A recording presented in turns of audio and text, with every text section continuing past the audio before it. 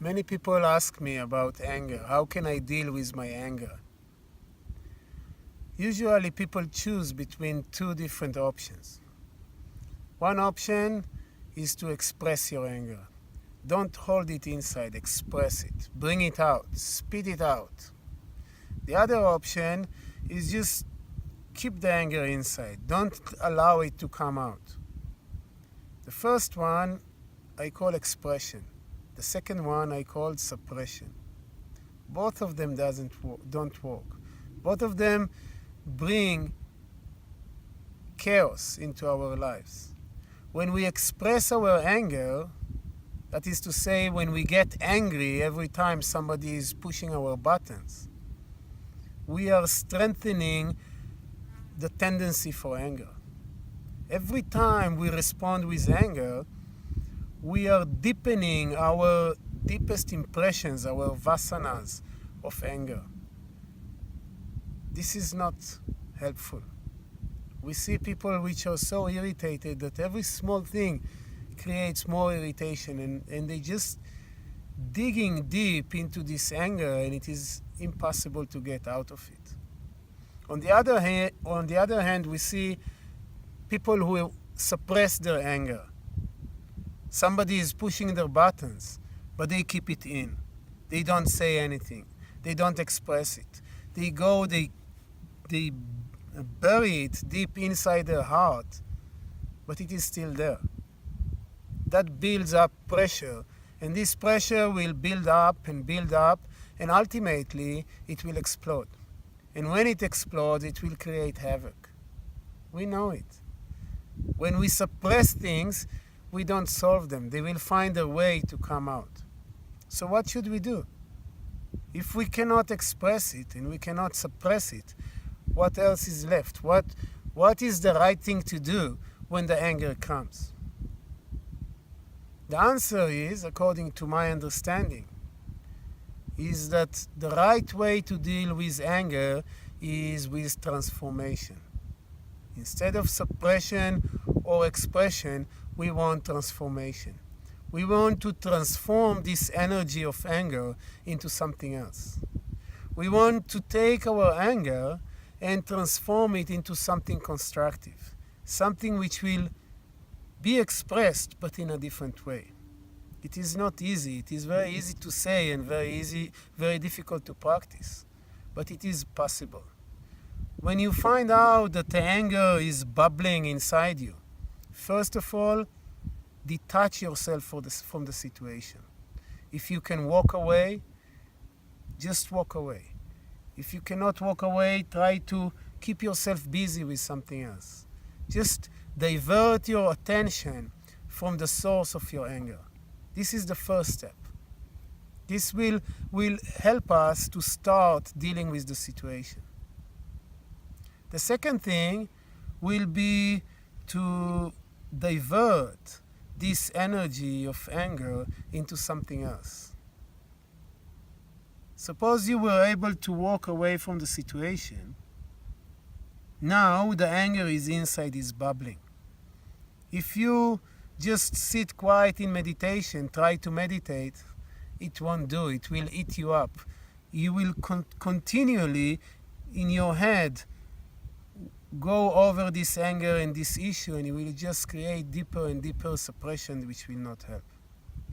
On the other hand, what will be much more useful to do is to engage your mind very actively in something else and utilize this energy of anger, because after all, anger is nothing but energy. Utilize this energy into something else. For example, some people like to, whenever they feel this anger come, they go home, they remove all the cloth from their cabinets, all the utensils from the kitchen, they clean everything and they put them back in order. When you do that, what you create, first of all, you get your house is clean, which is a wonderful thing. But over and above, this activity, this energy that was built as anger now is utilized, is diverted into this positive activity of organizing, of cleaning up, and that is transformed. By the time you finish cleaning your home, your mind is completely clear. You don't need to dig into this issue. He did it to me, and this is his fault, and he is bad, and all these stories that we keep telling our head are not helping us in a bit. Either we express it or we suppress it. Both ways will create a problem. Both ways will come back to us in a very painful way. But if we are able to take this energy and divert it into other activity, create another channel for this energy, then we can bring a wonderful change into our lives. Now, dealing with anger takes a lot of practice. It's not going to happen overnight. Initially, when we are assaulted by anger, it is very difficult to deal with it.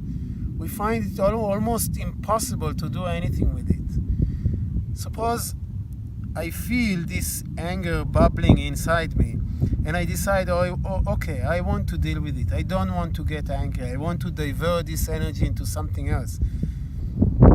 In the beginning, what will usually happen, I will want to overcome it, but it will still take over. Because anger is so powerful, I will get angry. And then not only I will get angry with that person, I will also get angry with myself. Oh, I'm not able to control myself. I'm so bad. We have to understand that the very attempt to control ourselves, the very attempt to deal with anger in a different way already is creating a new pattern in our mind, a pattern of transformation.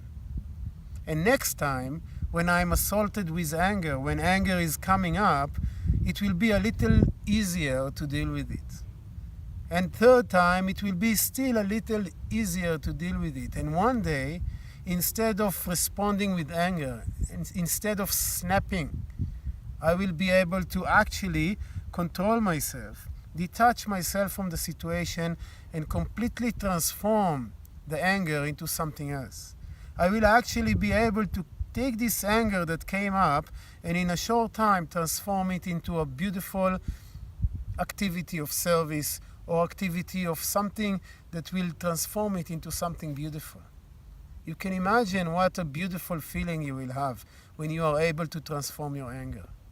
And if you continue to practice it, every time that anger comes, you just look at it, you just detach yourself from the situation, transform it into something beautiful. One day, anger will not be an issue. One day, your default response will be love and joy. You will not get angry. Anger will leave you. Anger will not be there. How wonderful that can be. Just try it at home. Swamiji, is it true only for anger? It is true for every emotion. It is true for jealousy. It is true for miserliness. It is true for sadness, for depression, for whatever. We can transform any feeling, any emotion, anything which is not serving us anymore in our life, we can transform it. It is up to us.